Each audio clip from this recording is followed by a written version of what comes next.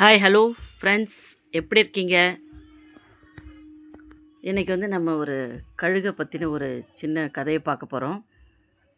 அதாவது ஒரு காலத்தில் ஒரு பறவையியல் ஆய்வாளர் கழுகுகளின் குணாதிசயங்களை ஆராய்ச்சி செய்வதற்காக ஒரு விசித்திரமான பரிசோதனையை மேற்கொண்டார்.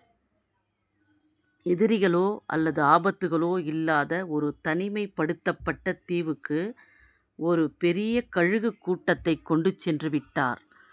அங்கே கழுகுகள் வேட்டையாட வேண்டிய அவசியமே இருக்கவில்லை. ஆய்வாளர் தினமும் அவற்றுக்கு தேவையான உணவை ஒரே இடத்தில் தாராளமாக கொட்டி வைத்தார். தொடக்கத்தில் கழுகுகளுக்கு இது பெரும் வியப்பாகவும் மகிழ்ச்சியாகவும் இருந்தது. வேட்டையாடும் சிரமம் இல்லை, ஆபத்தும் இல்லை. இதுவல்லவா உண்மையான சொர்க்கம் என்று அவை தங்களுக்குள் பேசி மகிழ்ந்தன. நாட்கள் செல்ல செல்ல உட்கார்ந்த இடத்திலேயே உணவு கிடைத்ததால் கழுகுகள் தங்களின் முதன்மை குணமான பறப்பதையே மெல்ல மெல்ல மறக்கத் தொடங்கின. சாப்பிடுவதும் தூங்குவதும் மீண்டும் சாப்பிடுவதும் அவைகளின் தினசரி வழக்கமாக மாறியது.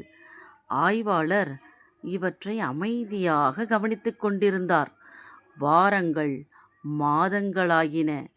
சிறகடித்து உயர பறக்காததால் அந்த கழுகுகளின் சிறகுகள் பலவீனமடைந்தன. தசைகள் தங்களின் சக்தியை இழந்தன. சில கழுகுகளால் மரக்கிளையை பிடித்து நிற்கக்கூட முடியாமல் தரைக்கே வந்தன. உடம்பில் கொழுப்பு கூடி ஆகாயத்தின் ராஜாக்களாக வலம் வந்த அந்த கம்பீர பறவைகளுக்கு இப்பொழுது தங்கள் சொந்த உடலே ஒரு பெரிய சுமையாக மாறிப்போனது. நண்பர்களே, நில்லுங்கள் என்று அது உரத்த குரலில் எச்சரித்தது. நாம் வேட்டையாடும் உணர்வை இழந்து கொண்டிருக்கிறோம்.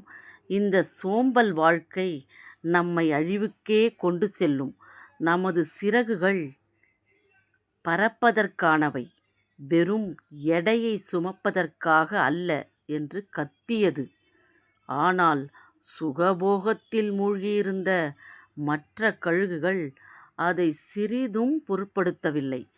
நிலைமையை மாற்ற நினைத்த அந்த பெரிய கழுகு ஆய்வாளர் போட்ட உணவு கூடைகளை கவிழ்த்து உணவை சிதறடித்து அவைகளை மீண்டும் பறக்க தூண்டியது. இதனால் ஆத்திரமடைந்த மற்ற கழுகுகள், டேய் கிழவா, நாங்க எந்த கவலையும் இல்லாம ஜாலியா இருக்கிறது உனக்கு பிடிக்கவில்லையா? உனக்கு வயதாகிவிட்டது என்பதால் எங்களையும் கஷ்டப்பட சொல்கிறாயா என்று கோபத்துடன் கத்தின. அனைத்து கழுகுகளும் ஒன்றாக சேர்ந்து அந்த வயதான கழுகை பயங்கரமாக தாக்கின. சிறகுகள் உதிர்ந்தது. காயப்பட்ட அந்த முதிய கழுகை இனி இந்த தீவுக்குள் வரக்கூடாது என்று சொல்லி தீவை விட்டே விரட்டி அடித்தன. காயங்களுடன் கரையேறிய அந்த முதிய கழுகு கஷ்டப்பட்டு தன் சிறகுகளை அசைத்து வலியோடு போராடி பறந்து சென்று அருகிலிருந்த மற்றொரு கரையை அடைந்தது. அங்கு தன் பழைய வாழ்க்கையை மீண்டும் தொடங்க முயற்சி செய்து சிறகுகளுக்கு படிப்படியாக பலம் சேர்த்தது. நாட்கள் உருண்டோடின. ஆய்வாளர் தன் பரிசோதனையின் அடுத்த கட்டத்தை தொடங்கினார். அந்த தீவுகளில் சில பசியுள்ள சிறுத்தைகளை கொண்டு விட்டார். காட்டின் கொடூர வேட்டையாடிகளான சிறுத்தைகளை கண்டதும் கழுகுகளுக்கு பயத்தில் இரத்தம் உறைந்தது. ஆபத்தை உணர்ந்த அவை தப்பிப்பதற்காக தங்களின் சிறகுகளை வேகமாக விரித்து பறக்க முயன்றன. ஆனால் பல மாதங்களாக பயன்படுத்தப்படாததால் சோம்பேறித்தனத்தால் பலமிழந்த அந்த சிறகுகள் பறப்பதற்கு ஒத்துழைக்கவே இல்லை. தரையிலேயே தடுமாறி விழுந்தன. சிறுத்தைகளுக்கு வேலை மிகவும் சுலபமாகிவிட்டது. எந்த போராட்டமும் இன்றி பறக்க முடியாமல் தவித்த ஒவ்வொரு கழுகையும் அவை மிக எளிதாக வேட்டையாடி தீர்த்தன. சொர்க்கம் என்று நினைத்த அதே தீவு உழைப்பை மறந்த கழுகுகளுக்கு சுடுகாடாக மாறியது. அதே நேரத்தில் தீவிலிருந்து விரட்டப்பட்ட வலிகளையும் சவால்களையும் ஏற்றுக்கொண்டு மீண்டும் போராடத் தொடங்கிய அந்த வயதான கழுகு மட்டும் கம்பீரமாக வானத்தில் சிறகடித்து பறந்து தன் உயிரை தக்க வைத்து கொண்டது.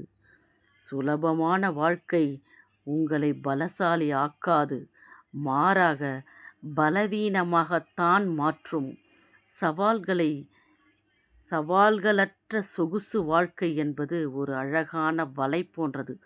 போராட்டம் இல்லாமல் வாழ்க்கையில் உண்மையான வெற்றியோ அல்லது வளர்ச்சியோ ஒருபோதும் கிடையாது. எனவே வாழ்க்கையில் எந்த ஒரு சூழலிலும் முயற்சியை கைவிட்டு சோம்பலுக்கு அடிமையாகி விடாதீர்கள். தினமும் சிறிய சிறிய சவால்களை சந்திக்க பழகுங்கள். அதுவே எதிர்பாராத ஆபத்துக்கள் வரும்போது உங்களை விழாமல் காக்கும். வாழ்க்கையில் சவால்கள் வருவது தவிர்க்க முடியாதது. ஆனால் அந்த சவால்களை எப்படி சமாளிக்கிறோம் என்பதுதான் நம்முடைய வெற்றியை தீர்மானிக்கிறது. சவால் வந்தால் பயப்படாதீங்க, தைரியமாக எதிர்கொள்ளுங்கள். ஒவ்வொரு சவாலும் நம்மை இன்னும் பலமாக்கும். இந்த கதையை கேட்டதற்கு நன்றி. மீண்டும் ஒரு நல்ல கதையுடன் சந்திப்போம்.